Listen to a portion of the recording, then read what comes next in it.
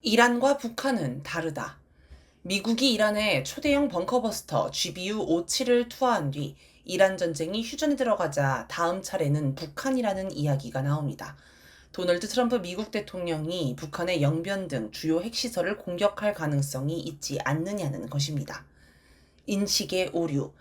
그런데 미국이 다음 차례로 북한을 공격할 것인가 아닌가 논의하는 전제부터 틀렸습니다. 그 전제란 미국의 벙커버스터가 이란 핵시설을 파괴했다는 것입니다. 이란 핵시설을 파괴한 것처럼 북한 핵시설도 파괴할 수 있지 않을까 하는 기대에서 이런 논의가 나왔지만 벙커버스터는 이란 핵시설을 파괴하지 못했습니다. 이번에 미국이 공격한 이란의 핵시설은 포르도, 나탄즈, 이스파한 등 세 곳인데 이 가운데 이란 핵개발의 중심지로 가장 주목받는 거점은 포르도입니다. 산악지대에 지하 깊숙이 있으며 다른 두 핵시설이 공격받을 때를 대비해 만든 핵심 기지, 이란 핵개발의 최후의 보루로 꼽힙니다. 미국의 과학국제안보연구소 ISIS는 포르도 시설이 계속 가동되면 이란은 3주 만에 핵무기 9개 분량의 무기급 우라늄을 생산할 수 있다라고 분석했습니다. 포르도 핵시설에는 약 2,700대의 원심 분리기가 있었고 여기에는 농축 우라늄과 함께 농축 전 기체 상태의 우라늄 화합물이 대량으로 존재하고 있었을 것입니다. 이란은 폭격 전에 이미 농축 우라늄을 옮겼다고 발표했습니다. 하지만 기체 상태의 우라늄 화합물은 이동이 쉽지 않습니다. 따라서 미국의 폭격이 성공했다면 원심 분리기나 기체 저장소가 파괴되면서 농축 전 기체 상태의 우라늄 화합물이 새어나와 주변이 방사능으로 오염되었을 것입니다. 그러나 국제원자력기구 IAEA는 포르도에서 방사선 수치가 상승하지 않았다고 발표했습니다. 이란 방송인이 현지에서 보호장비 없이 방송하기도 했습니다. 또 미국 국방정보국 DIA가 보고서를 통해 이란의 핵 프로그램이 6개월 미만으로 지연됐다고도 평가했습니다. 즉 6개월 안에 복구가 가능한 정도의 피해라는 것입니다. 심지어 원심 분리기가 여전히 대부분 정상 작동 가능한 상태라는 평가도 들어 있었습니다. 이 보고서는 중동 현지에서 미군 중부사령부가 수행한 피해 평가를 기반으로 하므로 워싱턴 DC의 평가보다 훨씬 정확합니다. 미국 언론이 DIA 보고서 내용을 공개하자 트럼프가 발끈하고 연방수사국 FBI가 유출 경로를 수사하는 것을 보면 보고서 내용이 사실로 보입니다. 보고서 내용이 틀렸다면 어떤 부분이 왜 틀렸는지 설명하고 근거를 제시하면 되는데 그런 과정은 없습니다. 백악관이 서둘러 중앙정보국 CIA 국장을 내세워 벙커버스터 공격이 절대적으로 성공적이었다고 해명했고 국방부 장관, 중동 특사 등도 언론을 향해 공격이 성공했다고 설명했지만 내용을 들어보면 근거는 하나도 제시하지 못합니다. 미국 내 반응. 미국이 다음 목표로 북한을 공격할 거라는 주장에 관해 미국에서는 어떤 반응을 보였을까요? 조셉 윤 주한 미국 대사 대리는 24일 한국언론진흥재단이 서울 프레스센터에서 마련한 세미나에서 세상은 원래 불공평하다라고 설명했습니다.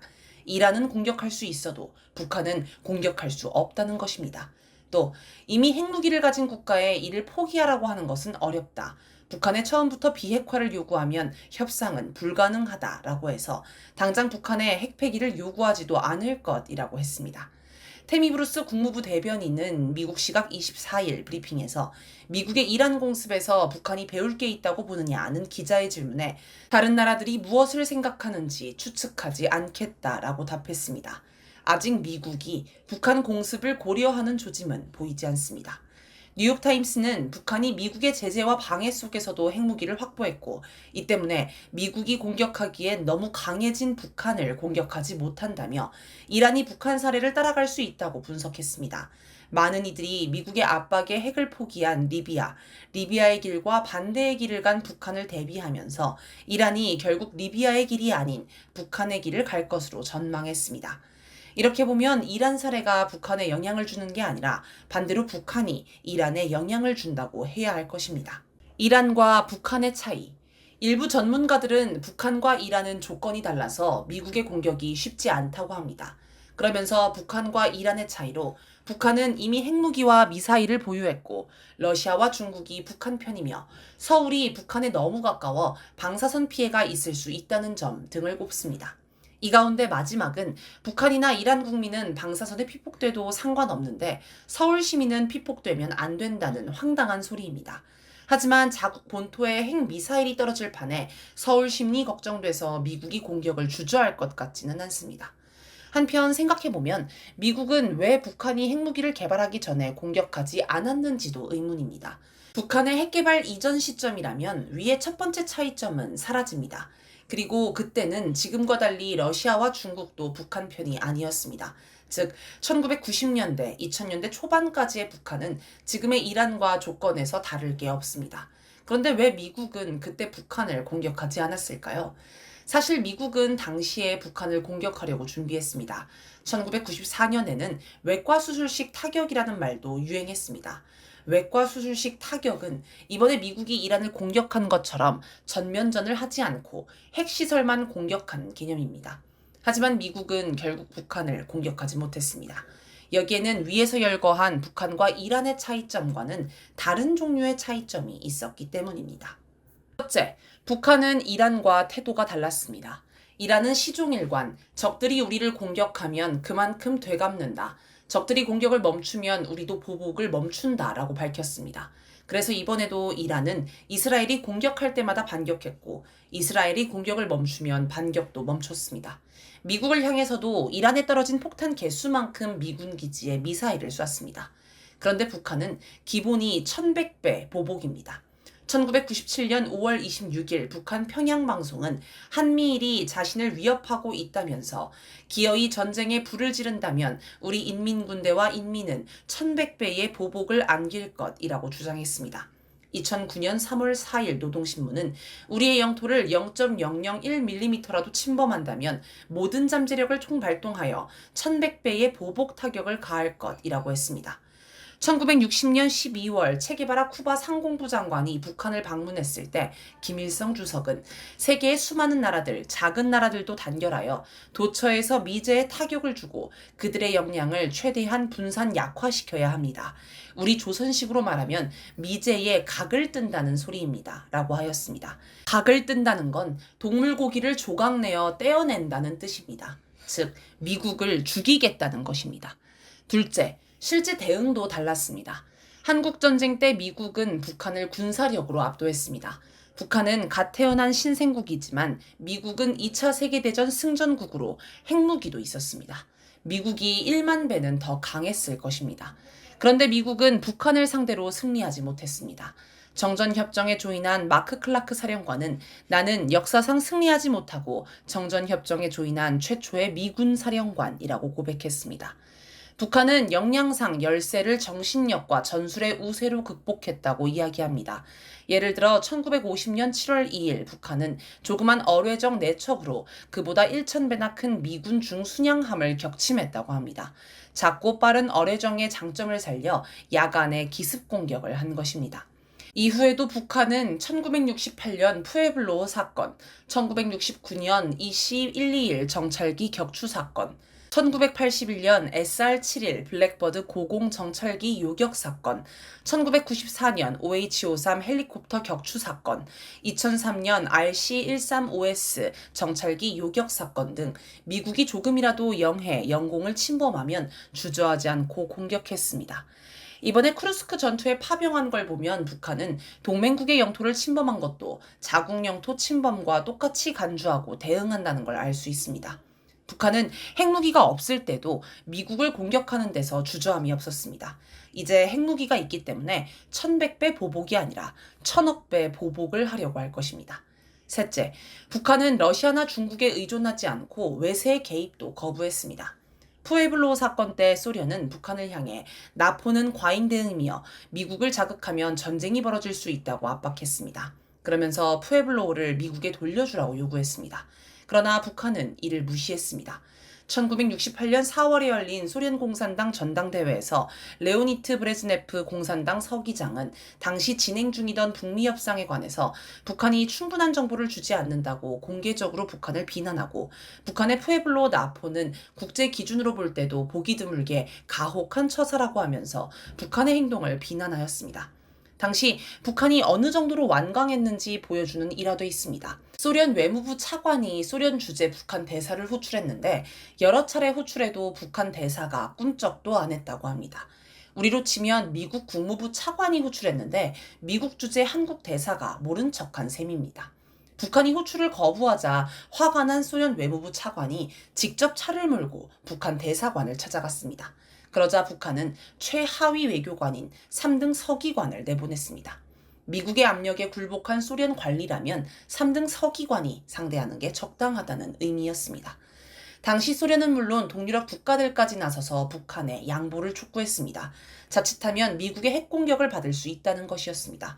그러나 북한은 미국이 잘못했으니 미국의 사과를 받아내겠다는 입장에서 절대 물러서지 않았습니다. 승무원이 석방되기 전날 밤 린든 존슨 미 대통령은 방송에 출연해 북한은 소련의 이빨이 안 들어가는 나라라고 하소연했습니다. 북한이 핵개발에 돌입하자 러시아와 중국이 반대하고 대북 제재까지 가했습니다. 그래도 북한은 꿈쩍하지 않았습니다. 러시아, 중국은 당시 북한의 인공위성 발사까지도 규탄했습니다. 2015년 12월 모란봉악단의 중국 공연 취소 사건은 당시 북중 관계가 얼마나 심각했는지를 잘 보여줍니다. 중국은 공연 배경 화면에서 핵, 미사일을 빼라고 요구했고 현송월 단장이 토시 하나도 고칠 수 없다라며 공연을 몇 시간 앞두고 급히 철수해버렸습니다. 노동신문은 2018년 2월 8일자 논평 무엇을 얻어보려고 비루한 참견질인가에서 훈시질에 여념이 없는 중국의 일부 전문가들과 언론은 세계 면전에서 고립 배격당하고 있는 트럼프 패나 아베 일당 그리고 시대 밖으로 밀려난 남조선 보수 나부랭이들과 꼭 같이 놀고 있다라고 중국을 맹비난했습니다. 북한의 노동신문이 중국 국명을 거론하면서 직접 비판한 것은 매우 이례적이었습니다. 이처럼 북한은 자국을 향한 간섭이라면 철저히 배격합니다. 북한과 달리 이란은 러시아, 중국의 영향을 받고 의존도 합니다. 23일 아바스 아라그치 이란 외무부 장관이 러시아를 방문해 미국의 공습에 관해 협의한 것도 러시아의 지원을 요청하기 위해서였을 것입니다. 또 25일에는 아지즈 나시르자데 이란 국방부 장관이 중국을 방문해 둥진 중국 국방부 장관을 만나 이란이 최근 공격받은 것과 관련해 중국이 이란의 정당한 입장을 이해하고 지지해준 데에 감사하다라고 했습니다. 미국이 중국에 중재를 요청했는데 이란이 중국에 감사 인사를 한 걸 보면 이란도 중국의 중재를 받아들였고 여기에 만족한 듯합니다. 한반도에 전쟁이 나지 않는 이유 22일 콘스탄틴 코사체프 러시아 연방평의회 상원 부의장은 자신의 텔레그램에 서방은 왜 핵확산 금지 조약 NPT에 가입하지 않은 인도, 파키스탄, 북한, 이스라엘 등 4개국을 폭격하지 않는가? 이 나라들은 이라크, 리비아, 이란과 달리 실제로 핵무기를 개발하여 보유하고 있기 때문이라고 지적했습니다. 그는 서방으로부터 폭격을 당하지 않으려면 강해지고 무장하고 대량 살상 무기를 만드는 단계까지 나아가야 한다라고 주장했습니다. 윤석열은 12.3 계엄의 명분을 만들기 위해 북한을 도발해 전쟁을 일으키려 했습니다. 일부에서는 북한이 윤석열의 의도를 간파하고 인내해서 전쟁이 나지 않았다고 봅니다. 이런 이유로 북한에 노벨 평화상을 주자는 목소리도 있습니다. 물론 한반도에 전쟁이 나지 않은 데에는 북한의 인내도 작용했지만 근본적으로는 북한이 핵미사일을 가지고 미국을 위협하는 게 핵심입니다.